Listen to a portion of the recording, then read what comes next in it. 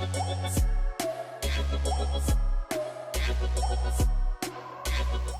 पहले कुछ आपसे पूछूं या जानूं, मैं सबसे पहले थोड़ा सा आपके बारे में जानना चाहूँगा, कहाँ से आप ताल्लुक़ रखती हैं। और फिल्म मेकिंग एक बहुत सीरियस बिजनेस है।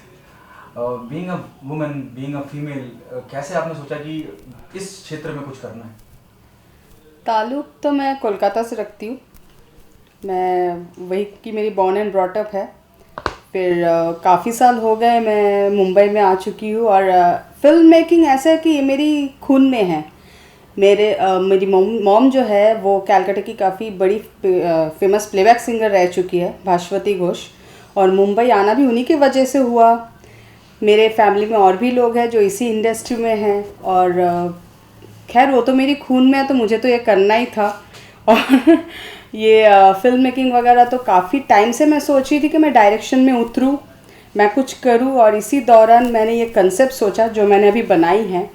तो जब मैंने ये कंसेप्ट पूरी की तो मुझे लगा कि ये मेरी कंसेप्ट, और मैंने जब सबको सुना है तो उन्होंने भी काफ़ी तारीफ़ की कि खैर बहुत अच्छी है, अब आपको खुद इसको डायरेक्ट करना चाहिए। और क्योंकि विजुअलाइजेशन मेरी है, सोच मेरी है, तो जब मैं उसको पर्दे पे खुद उतारूंगी तो बहुत बढ़िया तरीके से उतारूंगी, ये भी लोगों ने कहा।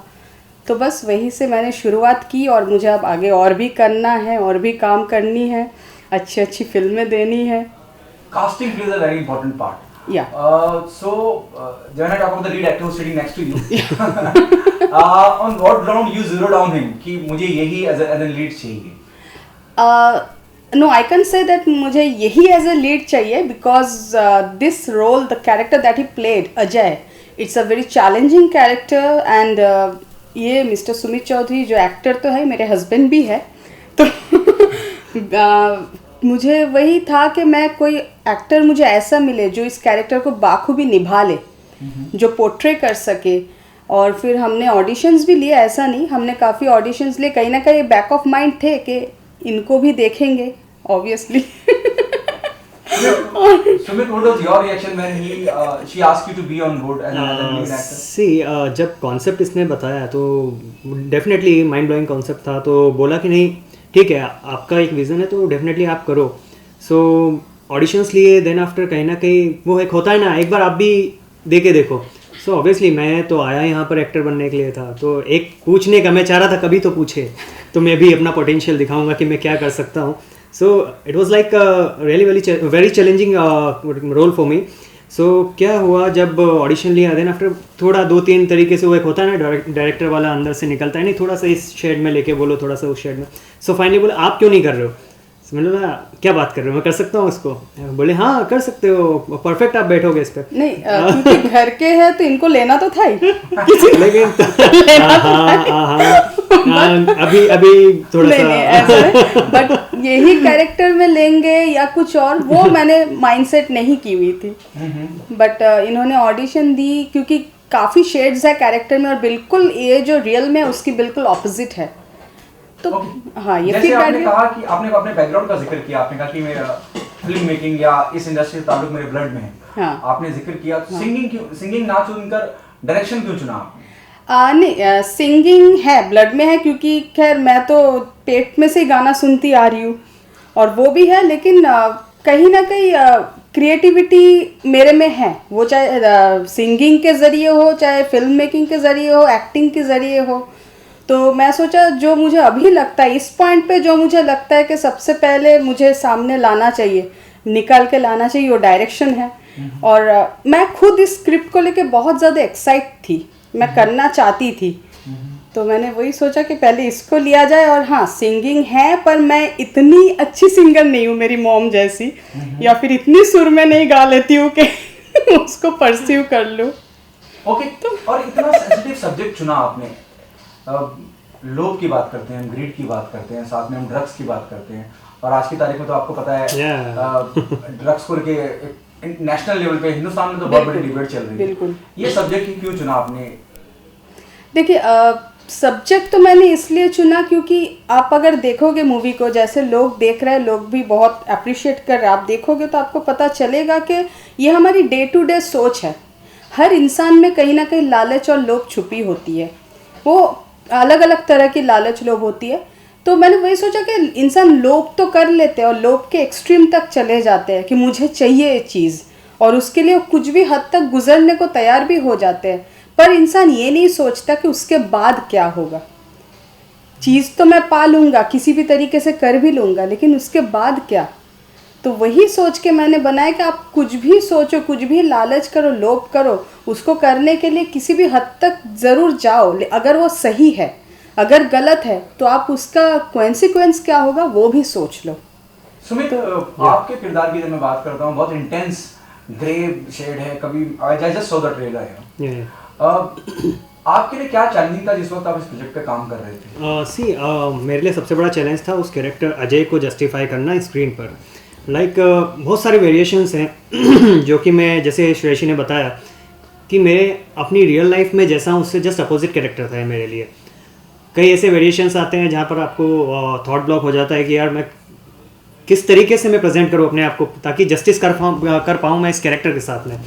बहुत सारी ऐसे चैलेंजेस फेस किए, बट ये होने के बाद में just because of her support अभी सेटिस्फाई हूँ मैं उस कैरेक्टर के साथ में। मैंने जस्टिस जितना मैं कर पाया मेरी तरफ से, तो काफ़ी इंटरेस्टिंग जर्नी रही मेरे लिए। तो सुमित, जिस तरह का पूरा सब्जेक्ट है, हमने बहुत सी फिल्में देखी। जब हम हिंदी फिल्म इंडस्ट्री की बात करते हैं तो हर साल, अब तो डिजिटल प्लेटफॉर्म भी इतना बड़ा हो गया है, हम अनगिनत फिल्में देखते हैं, वेब सीरीज देखते हैं जी जो ड्रग्स की बात करती है, जो कहीं जैसे लोभ का जिक्र किया, हमने ग्रीड की बात की है।